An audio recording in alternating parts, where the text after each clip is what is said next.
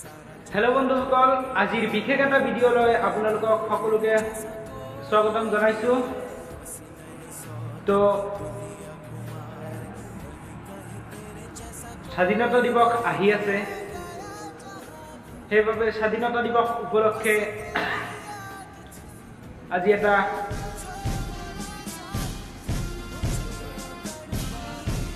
Video' দিম বুলি ভাবিছো। তো যদি আপোনালোকে স্বাধীনতা দিৱসত ভাষণ দিব বিচাৰে, এইটো ভিডিঅ'ৰ পৰা নিশ্চয় ভাষণ দিব শিকিব পৰা ভিডিঅ' হ'ব।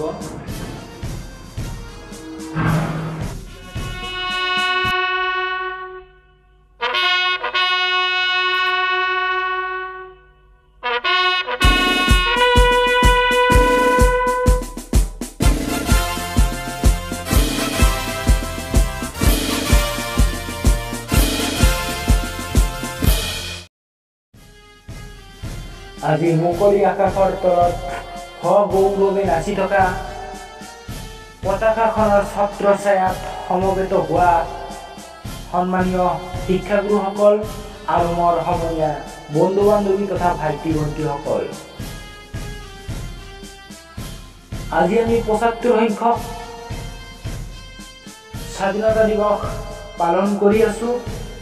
আমি সকলোৱে জানো প্ৰতি বছৰে 15 আগষ্ট তাৰিখে স্বাধীনতা দিৱস পালন কৰা হয়, কিয়নো 1947 চনৰ 15 আগষ্ট তাৰিখে অৰ্থাৎ আজিৰ দিনটোতে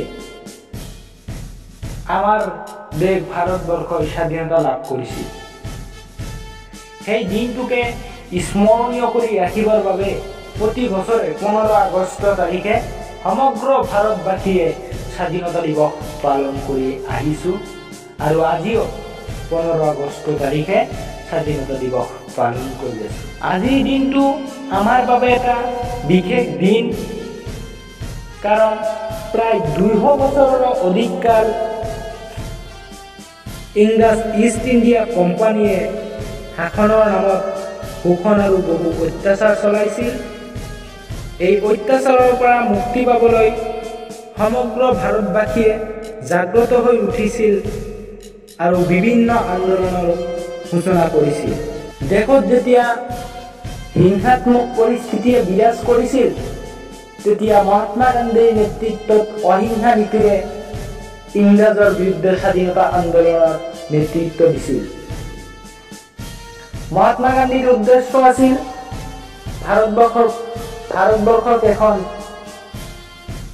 আত্মনিৰ্ভৰশীল ৰাষ্ট্ৰ হিচাপে গঢ়ি তোলা। 1920 চনৰ 1 আগষ্ট তাৰিখে গান্ধীৰ নেতৃত্বত অসহযোগ আন্দোলন আৰম্ভ হৈছিল আৰু 1930 চনৰ মাৰ্চ মাহত আইন অমান্য আন্দোলন আৰু 1930 চনৰে 6 এপ্ৰিল তাৰিখে গান্ধীৰ নেতৃত্বত 78 জন অনুগামী লৈ দাণ্ডিত উপস্থিত হৈ সাগৰৰ পানী বটাই লোন তৈয়াৰ কৰিছিল আৰু লোন আইন ভংগ কৰিছিল। এনেকৈয়ে ইংৰাজৰ বিৰুদ্ধে স্বাধীনতা সংগ্ৰাম গঢ়ি তুলিছিল। 1942 চনত ভাৰত ত্যাগ আন্দোলনত যোগদান কৰিছিল। এই আন্দোলনত অন্যতম নেতৃত্ব দিছিল আজাদ হিন্দ ফৌজ, আৰু আজাদ হিন্দ ফৌজে দীৰ্ঘ 200 বছৰৰ ব্ৰিটিছ শাসনক অতিষ্ঠ কৰি তুলিছিল আৰু এই আজাদ হিন্দ ফৌজৰ নেতৃত্ব দিছিল নেতাজী সুভাষ চন্দ্ৰ বসু। স্বাধীনতা আন্দোলনত নেতাজী সুভাষ চন্দ্ৰ বসুৰ অৱদানৰ কথা কৈ শেষ কৰিব নোৱাৰিম। এই স্বাধীনতা আন্দোলনত বহুতো বীৰ যোদ্ধাসকলে শ্বহীদ হ'বলৈ গৈছিল। এটা কথাত ক'বলৈ গ'লে ভাৰতীয় স্বাধীনতা আন্দোলনত বীৰ শ্বহীদসকলৰ কোনো অভাৱ নাছিল। তেওঁলোক আছিল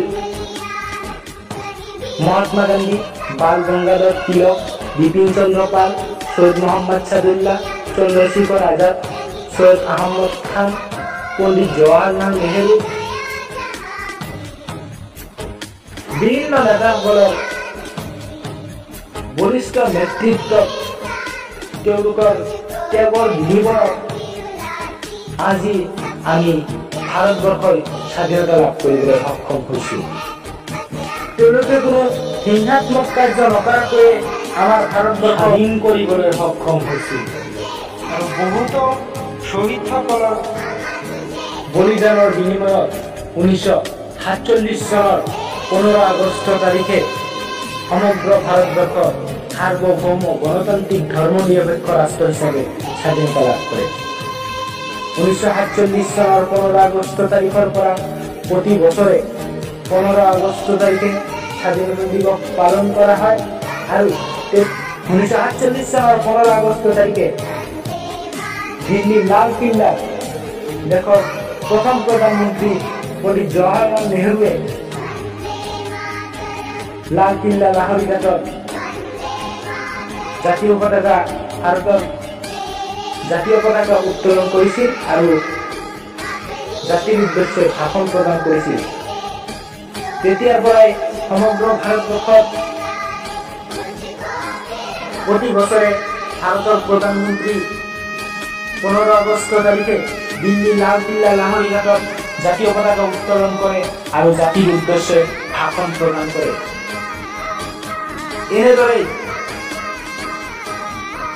প্ৰতি বছৰে স্বাধীনতা দিৱসত বহুতো নাচ গানৰ অনুষ্ঠান পাতি আমি